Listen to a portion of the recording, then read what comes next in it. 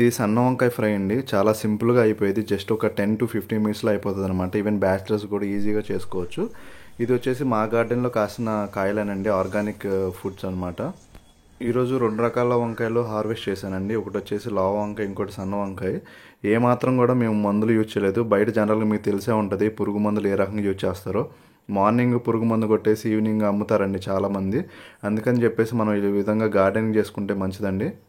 చెట్లు మొత్తం పూత వచ్చిందండి, మంచిగా కాయలు కూడా కాస్తున్నాయి. ఈ విధంగా పూత రావాలంటే, మంచిగా కాయలు కావాలంటే నేను ఆల్రెడీ ఒక వీడియో చేశాను, మీకు ఇక్కడ పైన కార్డ్స్లో యాడ్ చేస్తాను చూడండి.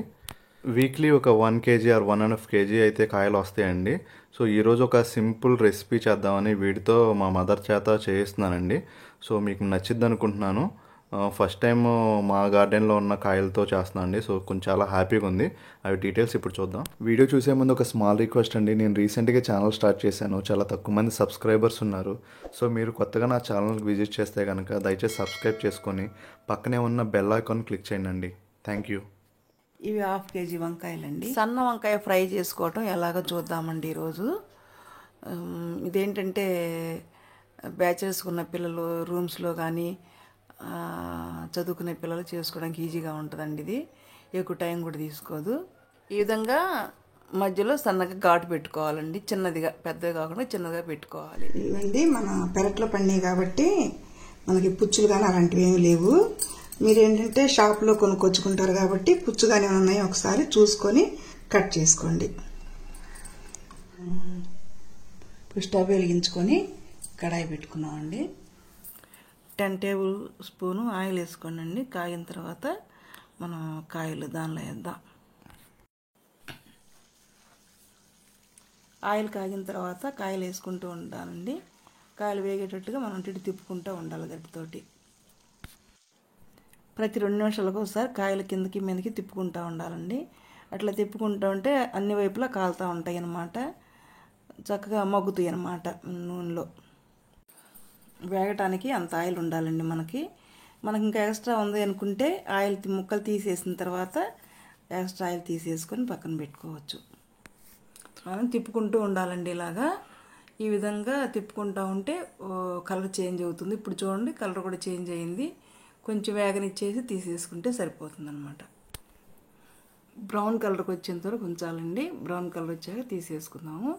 ఈ వేగేలోపు మనం దీనిలో కావాల్సిన కారపొడిని రెడీ చేసుకుందాం. అమ్మా 1 సెకండ్, సబ్స్క్రైబ్ రిక్వెస్ట్ చెప్పలేదు కదా మన వాళ్ళకి. అవును కదా. మా ఛానల్ కొత్తగా చూస్తుంటే దయచేసి సబ్స్క్రైబ్ చేయండి. మాకు ఇలానే సపోర్ట్ చేస్తూ ఉండండి.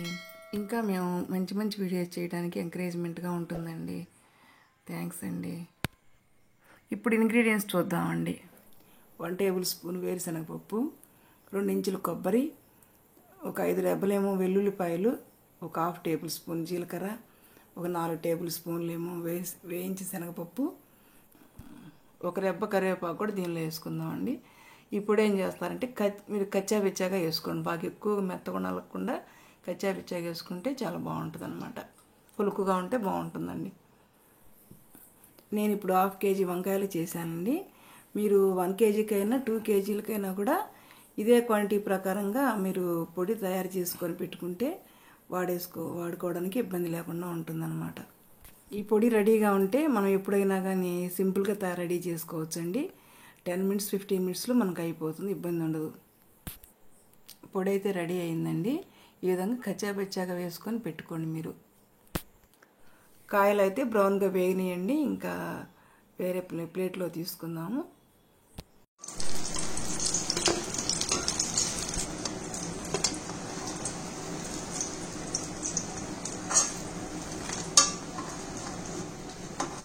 ఎక్స్ట్రా నూనె ఉంటే తీసుకోండి, లేకపోతే ఒక 4-5 స్పూన్లు నూనె ఉంటే అట్టు పెట్టేసేయండి. ఇప్పుడు మనం నూనె కాగి ఉంది కదండి, 2 ఎండుమిరపకాయలు తాలింపులు వేసుకుందాము. ఆవాలు, కరివేపాకు, ఇంకా మీరు అందులో తిరగమూత గింజలు ఏమి వేసుకుంటే తాలింపు గింజలన్నీ కూడా దానిలో వేసేసుకోండి. వెల్లుల్లిపాయలు ఒక 4 రెబ్బలు నలగొట్టి వేసేయండి. వాటిని అటు ఇటు కొంచెం వేగట్టుగా నూనెలో కలుపుకోండి. మీరు తాలింపు గింజలు వేసిన తర్వాత గ్యాస్ ఆఫ్ చేసేసుకోండి, లేకపోతే కారం ఇవన్నీ కూడా మాడిపోతాయి. ఇప్పుడు నేను రుచికి సరిపడా 2 టేబుల్ స్పూన్లన్నర వేసాను నేను కారం.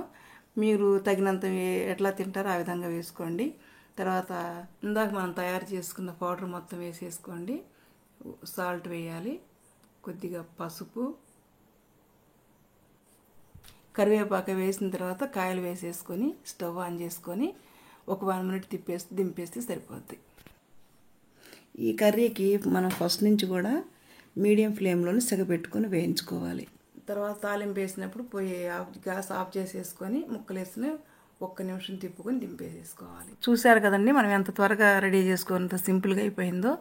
ఈ పొడి ఉంటే కనుక మనకి చాలా సింపుల్గా ఒక 10 నిమిషాల్లో రెడీ చేసేసుకోవచ్చండి. చాలా ఈజీ అండి, బ్యాచెస్ కూడా చేసుకోవచ్చు. ఇది పప్పులో కానీ సాంబార్లో కానీ మనం మామూలుగా రైస్లో కలుపుకున్నా కూడా చాలా బాగుంటుందండి. సో గైస్, వీడియో చూసారు కదా, చాలా బాగుంటుంది కర్రీ. కంపల్సరీ ట్రై చేయండి. బ్యాచిలర్స్కి అయితే చాలా ఈజీగా ఉంటుంది. వీడియో నచ్చితే లైక్ చేయండి అండ్ సబ్స్క్రైబ్ చేయడం మాత్రం మర్చిపోకండి. Thank you.